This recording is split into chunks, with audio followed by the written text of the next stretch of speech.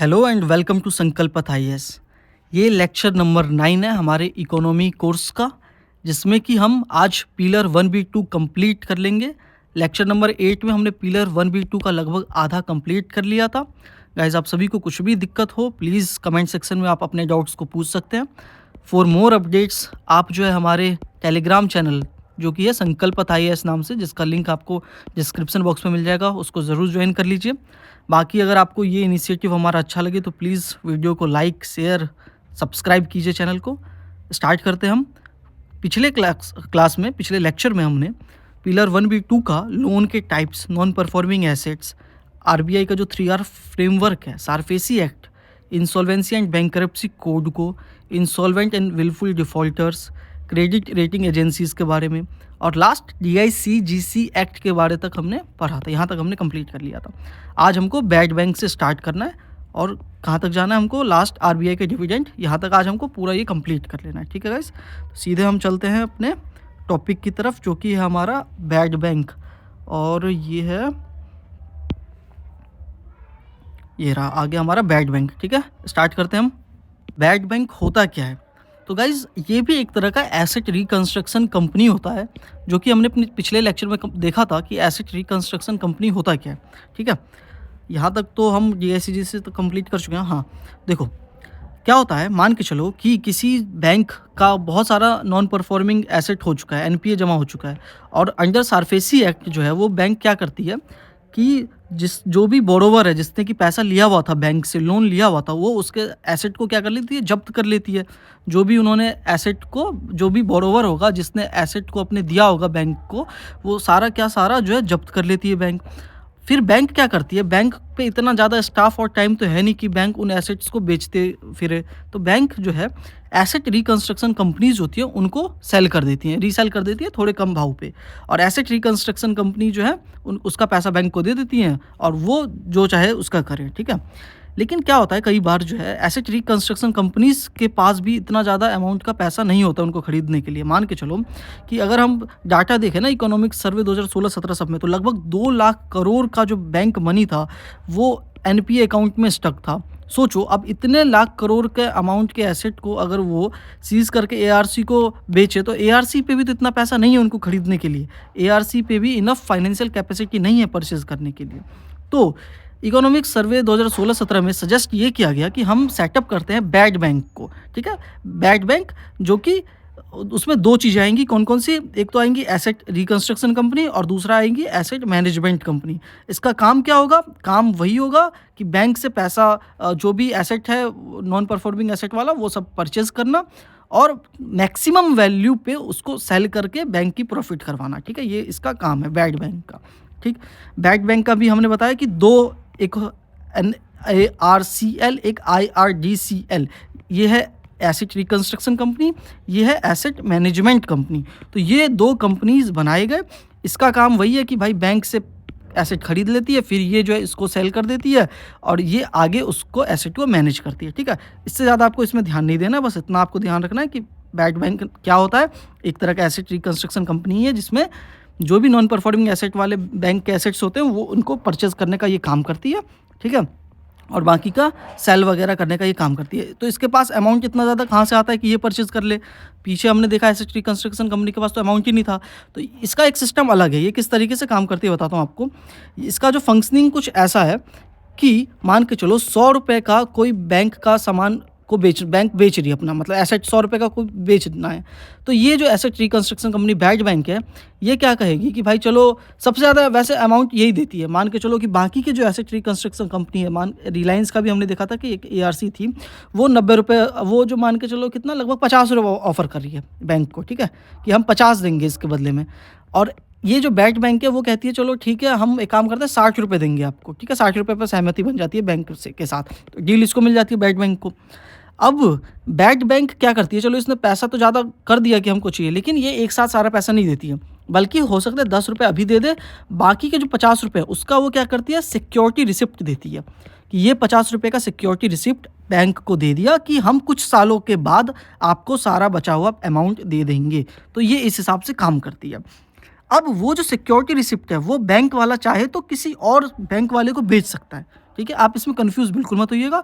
वो जो security receipt है जो कि बैंक को मिला है, वो सिक्योरिटी जो रिसिप्ट है, मान के चलो ₹85 का था, वो दूसरे किसी बैंक को जो उसको परचेज़ करना चाहे उसको बेच सकती है, रीसेल कर देगी थोड़े और कम रुपए पे, ₹80 पे मान के चलो। क्यों? अगर उसको अर्जेंट में पैसे चाहिए होंगे, मान के चलो 5 साल इंतज़ार कर सकती है तो ठीक है, नहीं कर सकती तो सस्ते दामों पे भी उसको बेच देगी, ठीक है? ये वैलिड है अंडर सारफेसी एक्ट, ठीक है? ऐसे रीसेल करना। लेकिन बैड बैंक में बहुत सारी प्रॉब्लम भी आने लग गई इस सिक्योरिटी रिसिप्ट के डेडलाइन को लेके। तो यूनियन गवर्नमेंट जो अपनी केंद्र सरकार है, उन्होंने क्या किया, सोवरेन गारंटी दिया सिक्योरिटी रिसिप्ट पे ना, क्योंकि फिर बैंक वालों को अगर भरोसा कैसे हो कि ये जो सिक्योरिटी रिसिप्ट जो इसने दिया है इसका 5 साल के बाद हमको ये पैसा वापस ही कर देगा, ये तो गारंटी नहीं है ना। क्योंकि अगर जो ये वाला बैड बैंक वाला एसेट रिकंस्ट्रक्शन कंपनी है, इसने जो एसेट परचेज़ किया, मान के चलो एक प्लेन परचेज़ किया बैंक से ना, मैं आपको बहुत आसानी से एग्जांपल देता हूँ। चलो मान के चलो कि किंगफिशर के जो एयरलाइन विजय माल्या हैं, ठीक है, विजय माल्या, उन्होंने क्या किया, घोटाला किया। घोटाला करने के बाद बैंक ने क्या किया, उनके प्लेन्स को जब्त कर लिए, ठीक है, प्लेन्स को जब्त कर लिए। अब बैंक वाले इस प्लेन को लेके क्या करेंगे, नहीं करेंगे, तो वो क्या करेंगे, बैड बैंक को उन्होंने बेच दिया, ठीक है। बैड बैंक को मान के चलो 100 करोड़ में प्लेन को बेच दिया। बैड बैंक ने 10 करोड़ रुपए तो हाथों हाथ पैसे दे दिए, बाकी के 90 करोड़ मतलब सॉरी 100 करोड़ का था तो हाँ चलो 100 करोड़ में बेचा। प्लेन की कीमत मान के चलो 200 करोड़ थी, क्योंकि बैंक वाले तो थोड़ा घाटा लेके ही बेचेगा ना, तो 90 करोड़ में का उसने एसआर दे दिया, ठीक है, बैड बैंक ने बैंक वाले को कि ये लो 90 करोड़ रुपए जो है हम आपको बाद में देंगे, ठीक है, 5 साल बाद। अब उस प्लेन का बैड बैंक क्या करेगा, हो सकता है किसी और जगह जाके बेचे ना, वो भी क्या करेगा इस प्लेन को लेके। इसमें क्या काम आता है, हो सकता है कि उसने जो 90 करोड़ का वापस किया है, प्रॉमिस किया है कि मैं वापस करूँगा, हो सकता है उसको 90 करोड़ ना मिले, वो सिर्फ और सिर्फ 50 करोड़ में ही बेच पाए, तो 40 करोड़ का तो नुकसान हो गया ना।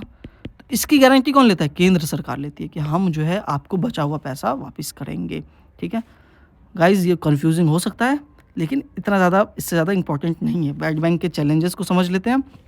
बैड बैंक के चैलेंजेस क्या हैं भाई, देखो अल्टीमेटली क्या है, पब्लिक मनी का नुकसान हो रहा है ना।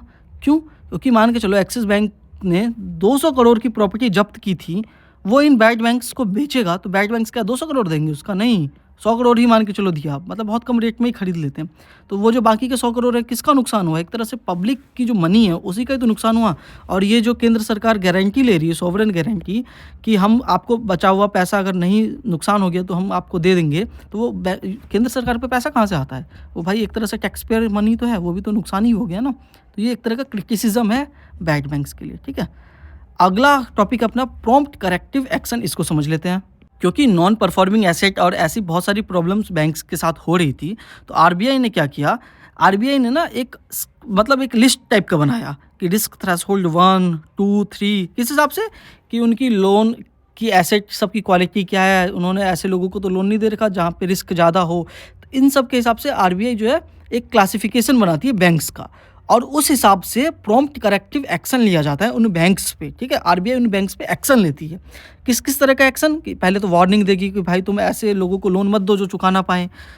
उससे भी बैंक नहीं माने तो हो सकता है कि बैंक को बंद कर दिया जाए, बैंक की एक्सपेंशन को बंद कर दिया जाए, फोर्स मर्ज कर दिया जाए, ठीक है। तो ये कुछ एक्शंस लिए जाते हैं आरबीआई के द्वारा, इसी को कहते हैं पीसीए, प्रॉम्प्ट करेक्टिव एक्शन, ठीक है। उसके अलावा जो प्रॉम्प्ट करेक्टिव एक्शन है वो सिर्फ बैंक के लिए ही लागू नहीं है, कुछ एनबीएफसीज के लिए भी लागू हैं, जो कि डिपॉजिट टेकिंग एनबीएफसीज हैं, ठीक है, उनके लिए भी लागू हैं। फिर एक छोटा सा टॉपिक है, आरबीआई का 4 tier regulatory framework for urban cooperative bank RBI लेके आई थी, जिसमें क्या है, डिपॉजिट साइज के हिसाब से आरबीआई एक ऐसा मतलब बनाती है टियर के हिसाब से, कि टियर 1 पे ये है, टियर 4 पे ये है, कुछ करके ना, जिस पे ज़्यादा हो, इस तरीके से। बस इससे ज़्यादा आरबीआई बस अपना सोचो निकालती रहती है ताकि ईज़ ऑफ डूइंग ये सब चीज़ें इम्प्रूव हो सके ना, ज़्यादा से ज़्यादा नुकसान ना हो बैंक वगैरह का। Regulation review authority for ease of implementing RBI rule, ये एक रेगुलेशन रिव्यू अथॉरिटी 2.0 लेके आई थी। काम क्या था इसका, भी वही काम था कि भाई सजेशन देना आरबीआई को, ताकि ये जो रूल्स एंड रेगुलेशन है उसको ईज़ किया जा सके, ठीक है। आरबीआई, क्योंकि आरबीआई ने सोचो बहुत सारे स्ट्रिक्ट नियम कानून बना दिए बैंकों के लिए के, तो बैंक ने कहा कि भाई इतना जो है हम पे स्ट्रिक्ट नियम कानून मत बनाओ, हम तो अपना काम ही नहीं कर पा रहे हैं। तो फिर आरबीआई ने एक ऐसा कमेटी टाइप का बनाया, रिव्यू अथॉरिटी बनाया, जिसमें सजेशन मांगा कि बताओ भाई हम क्या करें, आरबीआई ने पूछा, तो ये सब था, ठीक है। उसके अलावा गाइस ये सब कुछ ज़्यादा खास काम का नहीं है, ठीक है। फिर आते हैं अपना इस पे डिजिटल लैंडिंग किसको कहते हैं। आप सभी ने जो है अमेज़न पे या बाकी जगहों पे भी देखा होगा कि एक ऑप्शन आता है बाय नाउ पे लेटर का, ना कि आप जो है खरीद लो सामान और बाद में देना।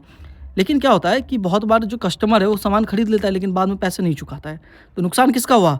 लोन देने वाली बैंक्स का नुकसान हुआ, ठीक है? क्योंकि ये जो अमेज़न पे ये सब तो पेमेंट्स बैंक है, वो डायरेक्ट लोन नहीं दे सकते हैं। वो किनके थ्रू देते हैं? जिनके साथ उनका साठगांठ होता है बैंक्स के साथ। तो क्या होता है कि भाई सारा नुकसान बैंक कहती है कि हम ही क्यों उठाएँ?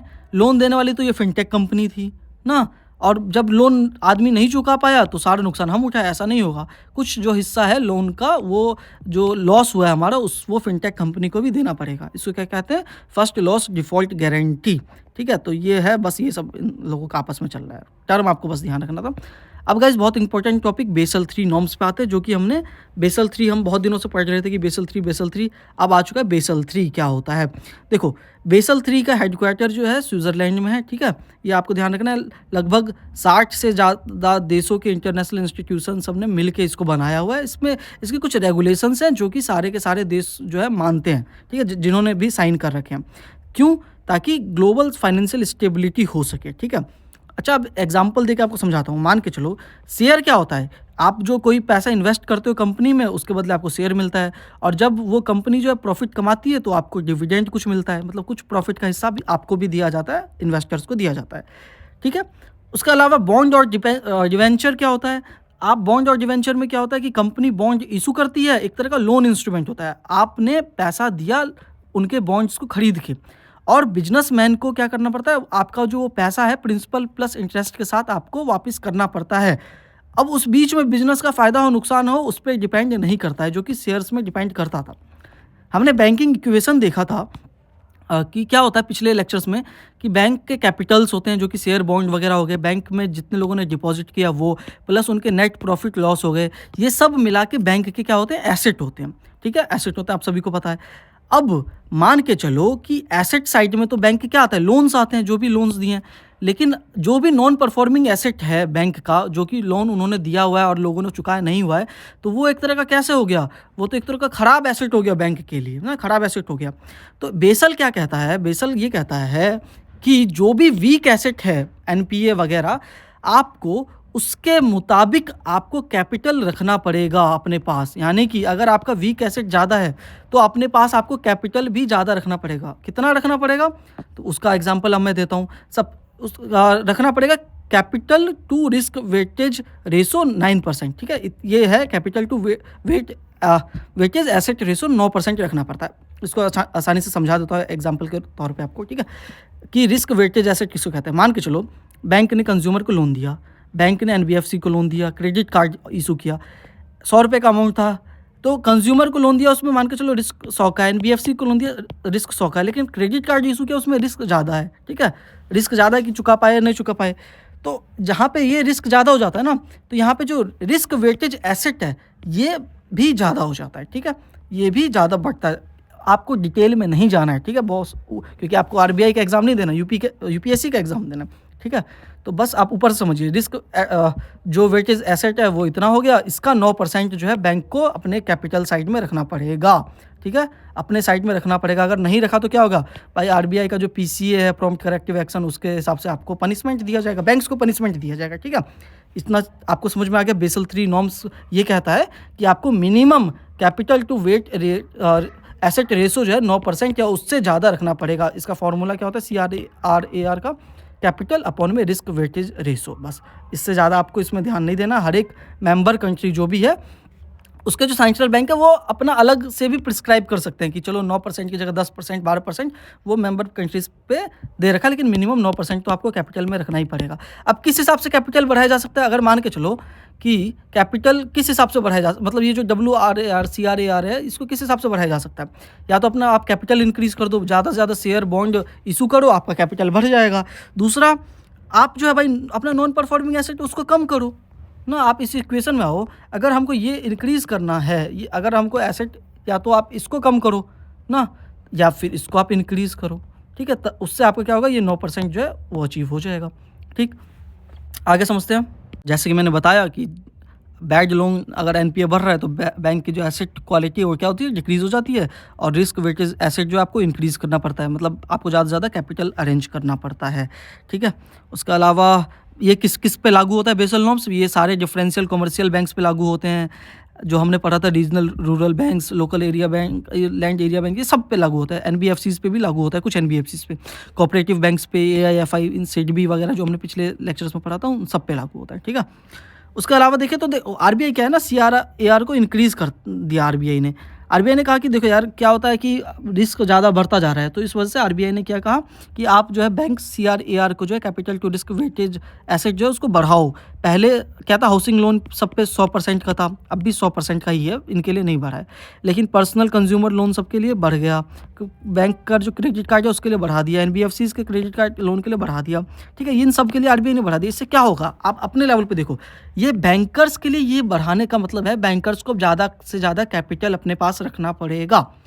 आपका क्या नुकसान होगा, हमारा आपका नुकसान ये होगा भाई कि बैंक का जो लोन है वो बढ़ जाएगा। सोचो, बैंक को अगर ज़्यादा कैपिटल रखना पड़ा अपने पास तो जो लोन का इंटरेस्ट है वो अपने लिए क्या हो जाएगा, इंक्रीज़ हो जाएगा। ठीक है, अब जैसे कि पहले मान के चलो 29 रुपये रखना पड़ता, अब मान के चलो 36 रुपये रखना पड़ेगा ना, एक्स्ट्रा कैपिटल बैंक को रखना पड़ेगा। इससे क्या होगा, इससे तो देखो फ़ायदा तो ऑफकोर्स ये है कि अब बैंक वाले ज़्यादा केयरफुल होके किसी को लोन देंगे ताकि नॉन परफॉर्मिंग एसेट जो है ना बढ़े, कोई लोन उनका लोन का रुपए लेके ज़्यादा से ज़्यादा भाग ना पाए ना। उसके अलावा इंटरेस्ट रेट भी इंक्रीज़ हो सकता है, जैसा कि मैंने बताया, इससे बैंक की प्रॉफिटेबिलिटी जो ये भी इंक्रीज़ हो सकती है। ठीक है, नॉन परफॉर्मिंग एसेट जो है अब हमको पता चल गया ना, इससे कम होने के चांसेस ज़्यादा, ये फ़ायदा है इसका कि बढ़ाने का। लेकिन भाई लोन हमको महंगा मिलेगा, इंटरेस्ट रेट ज़्यादा देना पड़ेगा। आरबीआई की एक काउंटर साइक्लिक पॉलिसी हम जिसको कहते हैं, क्या होता है इसको देखो समझो। देखो आरबीआई ना कभी कभी अपने नॉर्म्स को रिलैक्स कर देता है, सीआरआर, एसएलआर इन सबको कम कर देता है, रिलैक्स कर देता है, बेसल नॉर्म्स को रिलैक्स कर देता है। कोरोना के समय ये किया था, क्यों किया था उसने रिलैक्स, इस वजह से किया था भाई इकोनॉमी में जो मंदी चल रही है वो थोड़ा सा तेजी आए, जीडीपी इंक्रीज़ हो, लोग ज़्यादा से ज़्यादा लोन ले, मनी सप्लाई इंक्रीज़ हो। ठीक है, लेकिन अभी देखोगे तो अब बढ़ा रखा है आरबीआई ने। क्यों, क्योंकि भाई चलो अब लोगों पे पैसा वैसा है, ज़्यादा खर्च हो रहा है, महंगाई इन्फ्लेशन बढ़ गया, इसको कम करना है इस वजह से। ठीक है, आरबीआई की काउंटर साइक्लिक पॉलिसी ये सब आता रहता है। ठीक, अब देखो इसमें भी ना बहुत सारे टाइप्स होते हैं। बेसल, आपको बेसल 3 नॉर्म्स के देखोगे ना तो टीयर 1, टीयर 2। अच्छा, आपको बस इतना ध्यान रखना है, इसके टाइप सब टाइप्स में मत ध्यान रखो। बस आप कहीं भी क्वेश्चन में देखो ना टीयर 1, टीयर 2 इन सब की बात चल रही है तो आप समझ जाना कि बेसल नॉर्म्स की बात चल रही है। ठीक है, अब टीयर 1 में भी एक आपको ध्यान रखना है, एडिशनल टीयर 1 जिसको हम एटीए1 बॉन्ड कहते हैं। ये एक छोटा सा टॉपिक है, एटीए1 बॉन्ड, इसको समझ लो आप। एटीए1 बॉन्ड किसको कहते हैं, किसके अंदर आता है, ये बेसल 3 के नॉर्म्स के अंदर आता है, टीयर 1, इसके अंदर एटीए1 बॉन्ड। एटीए1 बैंक्स वगैरह इशू करती हैं इन्वेस्टर्स के लिए। क्यों इशू करती है, इसका कंडीशन क्या होता है ये समझ लो। आपको सभी को पता है कि नॉर्मल बॉन्ड जो इशू किया जाता है उसका कुछ टाइम लिमिट होता है, इतने दिन के अंदर जो है आप उस बॉन्ड के आपको प्रिंसिपल मिल जाएगा और उस पर इंटरेस्ट मिल जाएगा। 81 बॉन्ड का खास बात ये है कि कोई प्रिंसिपल अमाउंट नहीं मिलता है। मान के चलो 100 रुपये का बॉन्ड था, 100 रुपये का आपको प्रिंसिपल वापस नहीं मिलेगा, बल्कि इनफिनाइट ईयर्स के लिए आपको इंटरेस्ट रेट मिलेगा। समझे आप, मतलब जब तक आप जिंदा हैं, जिन्होंने लेने वाले हैं वो जब तक जीवित हैं तब तक के लिए उनको उस पर इंटरेस्ट रेट मिलेगा। लेकिन क्या रियल लाइफ में ऐसा होता है, रियल लाइफ में तो आप खुद समझो ना, बैंकर्स अगर प्रॉफिट में चल रहा है वो क्या करता है, अगर उसको लगता है कि यार 100 रुपये का तो उसने लोन लिया था, मतलब 81 में खरीदा था, प्रिंसिपल अमाउंट था उसका, लेकिन हमने अब तक उसको 200 रुपये दे चुके हैं। ठीक है, बैंक को अगर इंटरेस्ट रेट के देखें तो बैंकर क्या करता है, बाई बैक कर लेता है। ठीक है, कुछ समय के बाद खरीद लेता है उसको। लेकिन एक कंडीशन इसमें और है कि अगर बैंक में कुछ क्राइसिस आ जाए तो वो इसको भी बंद कर सकता है। समझे आप, इंटरेस्ट रेट को भी देना बंद कर सकता है। प्रिंसिपल तो पहले से ही नहीं देगा इंटरेस्ट रेट, हाँ तो भाई ये उसका घाटा है, नुकसान भी आपका हो सकता है जब भी कुछ ऐसा हो। तो क्या ये लीगल है? बिल्कुल लीगल है, आपके सरफेसी एक्ट के अंदर ये सब लिखा हुआ है कि ऐसा आप कर सकते हो, आरबीआई ने परमिशन दे रखा है। ठीक है, एक क्वेश्चन आ गया है, इसको समझ लेते हैं हम। What is the objective of Basel 3 norms? 2016 में पूछा गया। Develop national strategics for biological diversity, reduce the GHG emission, transfer technology for developed countries, improve banking sector ability. यार देखते ही आप सभी को आंसर पता चल क्या होगा। चलिए कमेंट में जल्दी से लिख दीजिए जो भी आपको पता हो आंसर क्या होना चाहिए इसका। मैं आंसर बताता हूँ इसका क्या होगा यार, सीधे सीधे देख कर पता चल रहा है क्या, डी होगा। बैंकिंग सेक्टर की जो एबिलिटी है to deal with financial and economic stress, उससे बचने के लिए बेसल 3 नॉर्म्स है। ठीक है, अब हम आते हैं अगले DSIB को समझते हैं, डोमेस्टिक सिस्टमैटिक इंपॉर्टेंट बैंक्स को समझो। देखो क्या होता है ना, अपने देश में कुछ ऐसे बैंक्स हो चुके हैं जो टू बिग टू फेल है, मतलब कि इतने बड़े हो चुके हैं वो कि अगर वो फेल कर जाते हैं तो अपनी अर्थव्यवस्था भी धाराशायी हो सकती है। ना, बहुत सारे आप एसबीआई हो गया, आईसीआईसीआई, एचडीएफसी बैंक है, ये बहुत बड़े बैंक्स हो चुके हैं। इसलिए आरबीआई इनको क्या कहता है, डीएसआईबी कहता है, डोमेस्टिक सिस्टमैटिक इंपॉर्टेंट बैंक्स। तो इनके लिए आरबीआई क्या करता है, कुछ अलग कंडीशंस लगाता है। इनको कहता है कि भाई तुमको ना ज़्यादा अपना कैपिटल रखना पड़ेगा। जो भी हमने देखा था वेट रेशो जो बेसल 3 के हिसाब से था, वो 9% की जगह इनको ज़्यादा रखना पड़ता है। मान के चलो 12%, 15% ज़्यादा रखना पड़ता है। क्यों? ताकि ये बहुत ध्यान से किसी को लोन दें, एनपीए वगैरह इनमें ज़्यादा ना हो, इनको ज़्यादा नुकसान ना हो। नुकसान हो गया तो बहुत ज़्यादा दिक्कत हो सकता है, समझे आप? क्योंकि इनको फिर बचाने के लिए क्या करना पड़ेगा, हमारी सरकार को खूब पैसा इनको देना पड़ेगा दान में। किसके? पब्लिक पैसा, पब्लिक मनी होगा, वही क्यों बेकार जाएगा ना। अगला एक छोटा सा topic, bank balance sheet audit norms. देखो IND-AS इसको क्या कहते हैं, IND-AS Indian accounting standard. Bank की बैलेंस शीट होती है, लेकिन कंपनी की भी बैलेंस शीट होती है। आपको पता है कि जो बैंक की एसेट क्या होते हैं, बैंक के एसेट होते हैं लोन। कंपनी के एसेट क्या होते हैं भाई, कंपनी के लाइबिलिटी होती है लोन ना। आपको देखो, आप अलग अलग हो गया ना, एक ही बैलेंस, अलग अलग बैलेंस शीट में बैंक के लिए एसेट है लोन, कंपनी के लाइबिलिटी है लोन। तो ये कन्फ्यूज़न क्रिएट करता था, ठीक है, जो भी हिसाबबारी लगाते थे। तो आरबीआई ने ऐसा कहा कि यार एक काम करो, सबके लिए एक ही हिसाब होना चाहिए, ठीक है। तो मिनिस्ट्री ऑफ कॉर्पोरेट अफेयर्स ने ऑर्डर किया हर एक कंपनीज़ को कि आप अपना जो बैलेंस शीट है उसका फॉर्मेट जो है ना, वो इंडियन अकाउंटिंग स्टैंडर्ड के हिसाब से आप रखिए, ठीक है, ताकि आप सबको पढ़ने में ऐसा कुछ दिक्कत ना हो।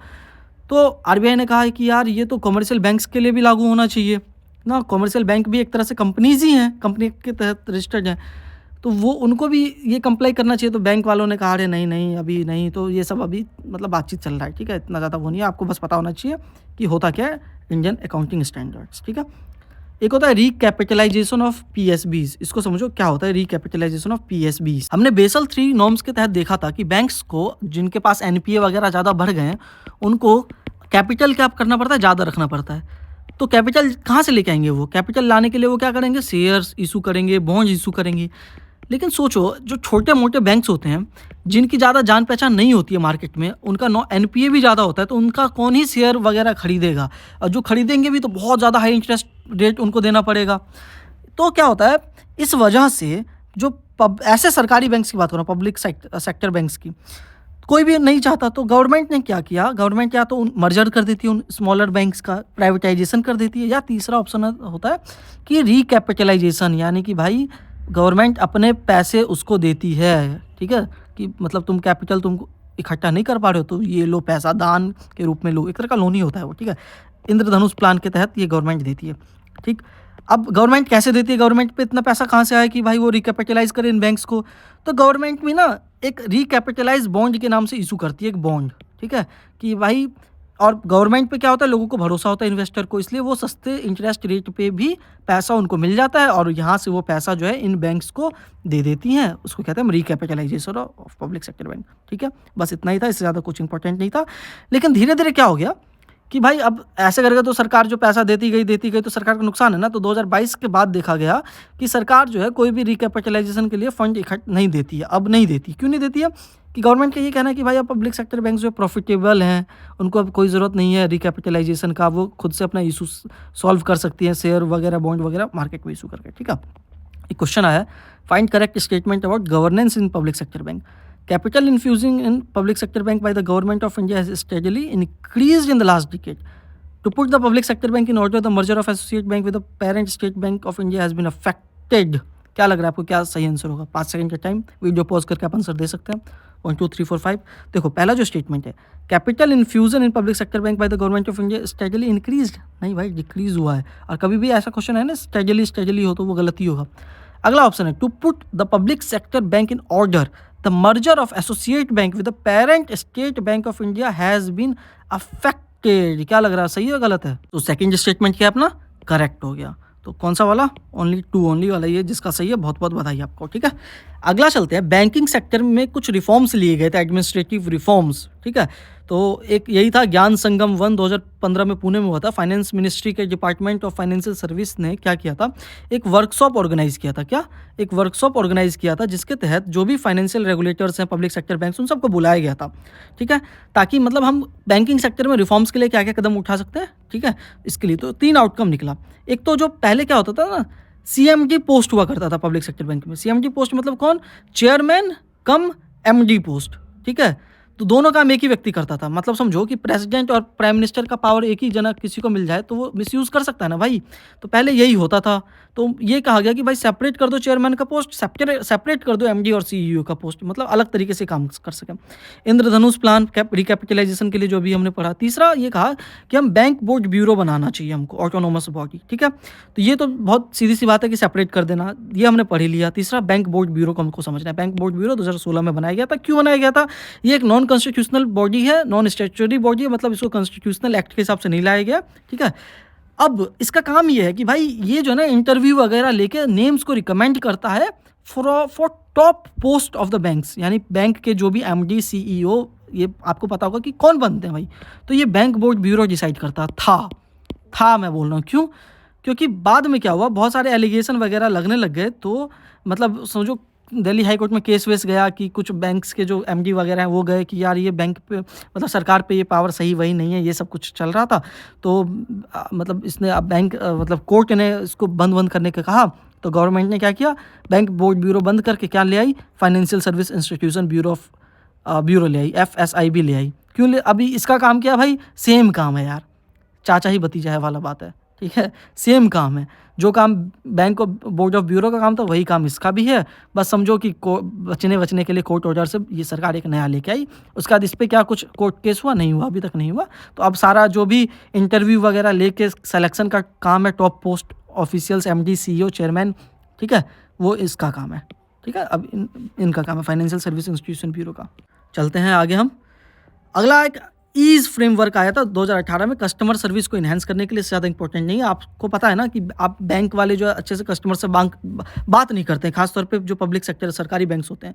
तो कस्टमर सर्विस को इम्प्रूव करो, अपना जो एटीट्यूड है टुवर्ड कस्टमर ये सब इम्प्रूव करो, रिस्पॉन्सिवनेस को इम्प्रूव करो। इसलिए जो है ईज़ एजेंडा लेके आई। कौन लेके आई? डिपार्टमेंट ऑफ फाइनेंशियल सर्विस, मतलब फाइनेंस मिनिस्ट्री समझो लेके आई थी ये, ठीक है? फाइनेंशियल इंक्लूजन को बढ़ाओ। उसमें ये भी था कि परफॉर्मेंस लिंक इंसेंटिव होगा, आपको जो लोग अच्छा काम करेंगे उसको इंसेंटिव ज़्यादा मिलेगा, इससे ज़्यादा क्या ये कुछ काम का नहीं है, ठीक है? उसके अलावा staff accountability framework for PSBs लेके आई थी। ये भी पब्लिक सेक्टर बैंक के लिए है कि भाई मतलब जो भी बैंक्स के लोन अप्रूव्ड वो कर रहे हैं, ठीक है? एनपीए का आपको पता होगा ना कि बहुत सारे बैंक वाले जब एनपीए होने लग गया तो बहुत सारे बैंक वाले ना देख के देने लग गए। इतना ज़्यादा देखने लग गए कि वो बहुत कम ही इशू करते थे। उनको डर लगने लग गया ना कि भाई कि अगर मेरे साइन किए हुए हैं और कोई लेके पैसा भाग गया लोन का अमाउंट, तो उस पर केस वेस चलने लग जाएगा, इसलिए ये डरने लग गए। तो इस वजह से सरकार ने क्या किया, उनको थोड़ा सा भरोसा दिया कि चलो यार तुम्हारी अकाउंटेबिलिटी कितनी होगी, मतलब कि तुमने जानबूझ के ऐसे लोगों को पैसा नहीं दिया है जो लेके भाग गया, तो हम तुमसे कुछ भी नहीं कहेंगे तुमको ना। तो ये प्रोटेक्ट किया गया बैंक्स को, ठीक है? किनके? Central bureau of investigation, CBI, CVG, इन सब से बचाया गया, इनके लिए ये लाया गया था।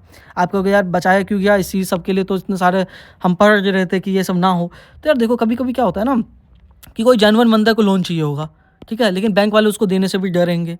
तो ये सब ना डरे, इस वजह से ये सब अकाउंटेबिलिटी वगैरह सब लेके आए गया, ठीक है? अब हमको समझना है कुछ नेगेटिव न्यूज़ जो भी मार्केट में, मतलब आप सभी को पता होगा ना कि जो भी अब तक जो भी घाटा वाटा हुआ है, पैसे वैसे लेके भागे हैं, उन सबको हमको देखना है। उसमें सबसे पहले आता है एक शैडो बैंकिंग का, हमको समझते हैं। देखो एक ILFS है, एक तरह का NBFC हुआ करता था। अब इसमें क्या था ना, ये एक तरह का शैडो बैंक कहा जाता है इसको। क्यों कहा जाता है शैडो बैंक, इसको समझ लो। क्योंकि ये लगभग सारे काम ना बैंक जैसे ही करते हैं, लेकिन इन बैंक्स पे कोई भी RBI का ज़्यादा रेगुलेशन नहीं होता है, कोई CRR SLR वगैरह नहीं होता है। बहुत ज़्यादा बड़े अमाउंट में इनका ट्रांजैक्शन लेन देन सब होता रहता है। इस वजह से इनको क्या कहते हैं, शैडो बैंक। शैडो बैंक जो है ना, क्योंकि इन पे RBI का ज़्यादा मतलब नहीं रहता है कंट्रोल, तो इस वजह से बहुत ज़्यादा ना बैंकिंग सेक्टर में ये नुकसान भी करते हैं। बहुत सारे जो क्राइसिस आए हैं वो इन्हीं की वजह से आए हैं। क्यों? क्योंकि भाई ये ऐसे प्रोजेक्ट्स में लोन वोन बांट देते हैं जो सक्सेसफुल ना हो पाए तो वो जो प्रोजेक्ट्स के जिन्होंने बोरोवर से लोन लेने वाले, वो इनको पैसा नहीं चुकाते तो डूब जाती हैं लोगों के पैसे। तो ये होता है भाई। शैडो बैंक्स मेनली 3 आपको HFCs, housing finance companies, LDMCs, retail NBFCs, ये कुछ है नाम वाम, ये सब याद करने की ज़रूरत नहीं है आपको, ठीक है? शैडो बैंकिंग सिस्टम्स मतलब बहुत ज़्यादा ना रिस्की होते हैं ये, ठीक है? बैंक रन जैसा कोई सिचुएशन हो जाए, मतलब कोई पैसा वैसा लेके भाग जाए, तो कौन इनका पैसा वापस करेगा, समझो आप। इसी ऐसा क्राइसिस ILFS में आया था 2019 में। मतलब इसमें कुछ पैसा वैसा लेके कोई भाग गया था, तो ऐसा एक क्राइसिस आया था जो चुका नहीं पाए थे। सो शैडो बैंकिंग भी समझ गए हम, ये क्राइसिस भी समझ गए, ठीक है? तो RBI जो है इन शैडो बैंक्स को हेल्प करती है। किस हिसाब से हेल्प करती है? पार्शियल क्रेडिट गारंटी देती है, मतलब कि बैंकर्स जो हैं वो लोन देते हैं एनबीएफसीज़ को, आपको पता है। एनबीएफसीज़ लोन देते हैं किन लोगों को? आम लोग, मतलब जो भी प्रोजेक्ट उसको है उसको लोन देती है। लेकिन अब भाई वो लोन वोन देने में फिर से वो भी डरने लगे, तो गवर्नमेंट ने क्या कहा? गवर्नमेंट ने गारंटी लिया कि हम गारंटी लेते हैं कि भाई इसी को कहते हैं पार्शियल क्रेडिट गारंटी स्कीम, ठीक है, 2.0। अब लगभग 20% का लॉस का गारंटी गवर्नमेंट लेती है। मतलब कोई भी अगर एनबीएफसीज हो गया, माइक्रो फाइनेंस इंस्टीट्यूशन हो गया, वो उधारी पे पैसा देता है किसी को और वो डूब वूब जाता है, ठीक है, तो गवर्नमेंट जो है 20% का लॉस सहेगी। यार कहाँ से सहेगी? सोचो, पब्लिक जो लोगों के टैक्स पेयर के मनी है उसी को तो देना पड़ेगा ना।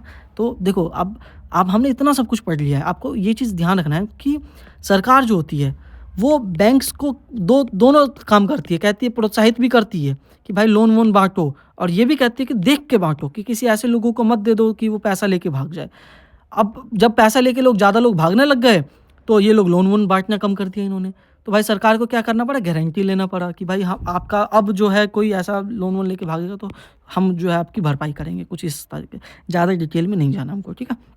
2019 में एक सीडीएस में क्वेश्चन पूछा गया था, which one of the following travel giant declared itself bankrupt? Thomas cook. Answer भी सर ने दे रखा है, इससे ज़्यादा इंपॉर्टेंट है नहीं कुछ ये क्वेश्चन। अब नीरव मोदी, पंजाब नेशनल बैंक, ये सब बहुत सारे स्कैम्स, हम एक बार जो भी अपने इंपॉर्टेंट है वो देख लेते हैं। देखो यूपीएससी जो है ना, कभी स्कैम्स पे क्वेश्चन पूछती भी है तो लेटेस्ट में कुछ इसका ऐसा स्कैम हो उस पर पूछती है, ज़्यादा डिटेल में वो भी नहीं जाती है। एक इंपॉर्टेंट टर्म हमको समझ लेना, लेटर ऑफ अंडरटेकिंग समझ लेना। देखो क्या होता है, जैसे नीरव मोदी है, उसको लोन चाहिए बाहर के, विदेश में चाहिए, किसमें? हांगकांग में जाके लोन चाहिए। इसको लोन बैंक वाले दे नहीं रहे, कह रहे भाई हम तो तुमको जानते ही नहीं है, लोन कैसे दोगे? तो ये क्या करता है, ये जाता है इंडिया में पंजाब नेशनल बैंक में, कहता है कि भाई तुम हमको कुछ लिख के दो ताकि हमको ये वाले लोग जो हैं लोन दे दें। तो ये लेटर ऑफ अंडरटेकिंग देते हैं। लेटर ऑफ अंडरटेकिंग वैसे तभी दिया जाता है जब आप कुछ गिरवी रखो, कोलेटरल रखो। लेकिन एक बेईमान भ्रष्टाचारी जो है, समझो करप्ट मैनेजर था, जो बिना लेटर ऑफ अंडरटेकिंग के, बिना मतलब बिना कोलेटरल के 12,000 करोड़ तक का, सोचो, इसने इशू कर दिया लेटर ऑफ अंडरटेकिंग, ये नीरव मोदी और मेहुल चोकसी वगैरह को। ये इन लोगों ने क्या किया, लेटर ऑफ अंडरटेकिंग का हांगकांग वाली बैंक के पास लेके गए और उधार ले लिया, पैसा ले लिया, मनी ले लिया सोना वोना में खरीदने के लिए, और पैसा लेके भाग गए ये सब। तो ये हो गया अपने देश में नुकसान। समझ में आ गया ना लेटर ऑफ अंडरटेकिंग किसको कहते हैं। बाकी यार देखो, बहुत सारे crisis, silicon valley crisis, bank crisis हुआ 2023 में, स्विट्जरलैंड में हुआ था। तो मेन सबका मुद्दा देखो यही है कि पैसे लेके वो किस तरीके से भाग जाते हैं, ठीक है। फिर बैंक वाले किस तरीके से अपना पैसा निकलवाने के लिए कोशिश करते हैं। हमारे यूपीएससी एग्ज़ाम के लिए इतना ज़्यादा डिटेल में नहीं पूछा जाता है, क्यों? अभी लेटेस्ट में कोई ऐसा घोटाला नहीं हुआ अपने देश में, ठीक है। होता तो हम उसको देखते। अपना एक लास्ट टॉपिक बच गया क्या, आरबीआई का डिविडेंड, इसको समझ लेते हैं। आरबीआई आपको पता है गवर्नमेंट को डिविडेंड देती है। क्यों देती है? क्योंकि 100% आरबीआई को ऑन कौन करता है? गवर्नमेंट करती है। यानी आरबीआई की मालिक कौन है? अपनी सरकार है। अब समझते हैं आरबीआई का इनकम सोर्स क्या है भाई। आरबीआई जो भी गवर्नमेंट सिक्योरिटीज़ वगैरह खरीदती हैं उस पे इंटरेस्ट जो आरबीआई को मिलता है वो इनका इनकम सोर्स हो गया। आरबीआई जो भी फॉरेन गवर्नमेंट सिक्योरिटीज़ खरीदती हैं उस पे जो इंटरेस्ट उनको मिलता है वो भी इनकी क्या हो गई? इनकम सोर्स हो गई, ठीक है। एक टर्म होता है सिग्नोरेज, उसको समझ लेते हैं। जो भी आरबीआई की ना प्रिंटिंग, आरबीआई जो मनी प्रिंट करती है उसमें जो उसका फ़ायदा होता है। आपको कैसे फ़ायदा होता है यार? चलो, आरबीआई को 2 रुपये ही बस खर्चा हुआ 10 रुपये के नोट को प्रिंट करने में। उसकी फेस वैल्यू कितनी थी? 10 रुपये थी ना। तो अब ये बीच का जो गैप है वो आरबीआई की प्रॉफिट है 8 रुपये। लेकिन यार हमने पीछे पढ़ा था, क्या पढ़ा था हमने? कि आरबीआई ज़्यादा रुपये प्रिंट नहीं कर सकती। कितना प्रिंट कर सकती है? सिर्फ उतना ही प्रिंट कर सकती है जितना कि उसके पास एसेट हो, ठीक है। बस आपको ये टर्म ध्यान रखना था, इससे ज़्यादा कुछ भी नहीं। तो हमने समझ लिया आरबीआई के इनकम सोर्स क्या है। अब इस इनकम से आरबीआई करती क्या क्या है भाई? अपने स्टाफ को सैलरी देती है ना, जो भी बिल्डिंग विल्डिंग बनाए उसको ध्यान में रखती है। उसके अलावा कुछ इमरजेंसी के लिए फ़ंड भी अपने पास रखती है। उसके अलावा एक्सचेंज रेट सबको स्टेबल करने के लिए भी पैसा रखती है अपने पास। उसके बाद जो पैसा बच गया वो प्रॉफिट जो है वो गवर्नमेंट को देती है, ठीक है। सेक्शन आरबीआई एक्ट सेक्शन 47 में ऐसा लिखा गया है।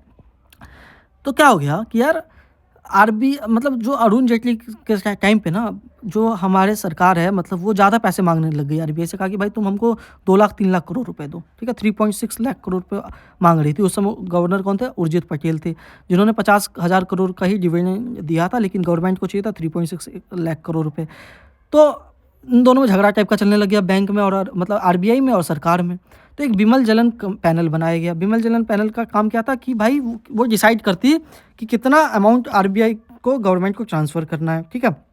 तो यार कमेटी बनी, सरकार ने इसका रिपोर्ट को एक्सेप्ट कर लिया। उसके बाद जो है अब अलग नॉर्म वॉर्म बनाए गए हैं कि इस हिसाब से सरप्लस मनी को ट्रांसफ़र किया जाएगा, ठीक है। तो अभी 2023-24 में देखो तो रिकॉर्ड ब्रेकिंग 2.1 लाख करोड़ रुपए सरकार को दिए गए हैं, शक्तिकांत दास जी ने दिए हैं। अभी अभी देखें तो एक और आपको पता है कि उर्जित पटेल जी ने रेजिग्नेशन दिया था।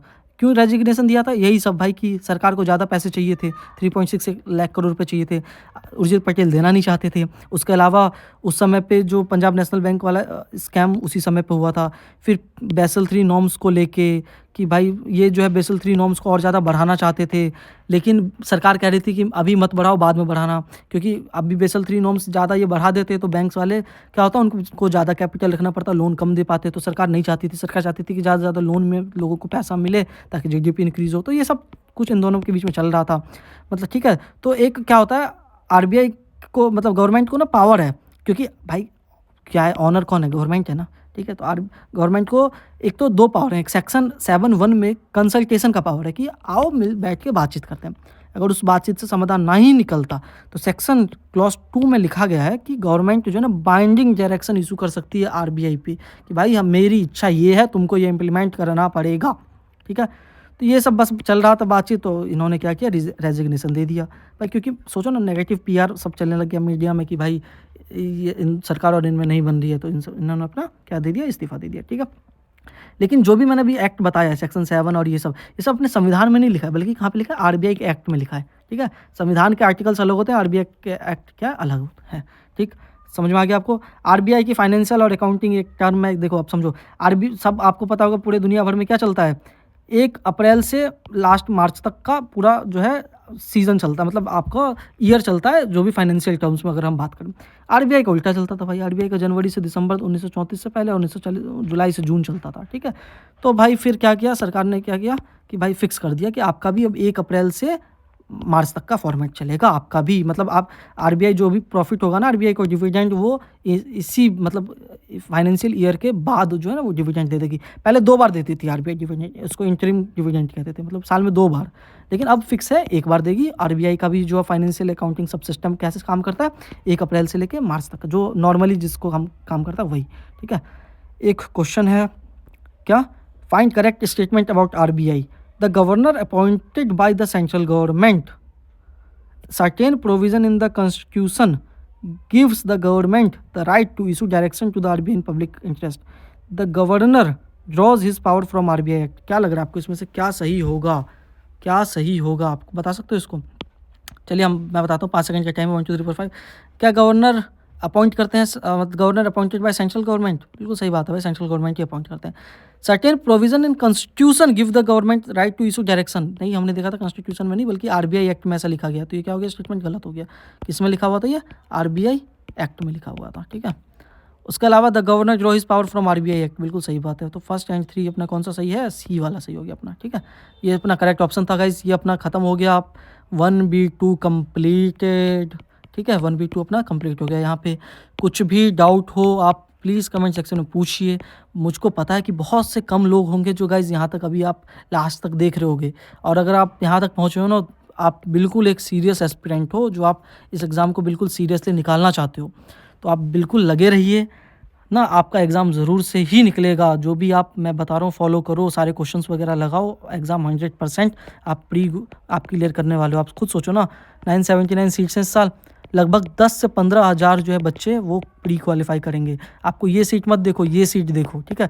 बात रही मेंस की, अगर आपकी पहले से तैयारी है तो ठीक है, नहीं है तो आपको इस बीच में, आप प्री और मेंस के बीच में जितना टाइम होता है उसमें अगर कर गए तो मेंस भी निकल जाएगा, ठीक है। बाकी इस चैनल को सब्सक्राइब कीजिए। जो भी अगर सजेशन देना चाहे, हम क्या इम्प्रूव कर सकते हैं, वो भी आप कमेंट सेक्शन में लिखिए। मिलते हैं अपने अगले वीडियो में, तब तक के लिए बहुत बहुत धन्यवाद।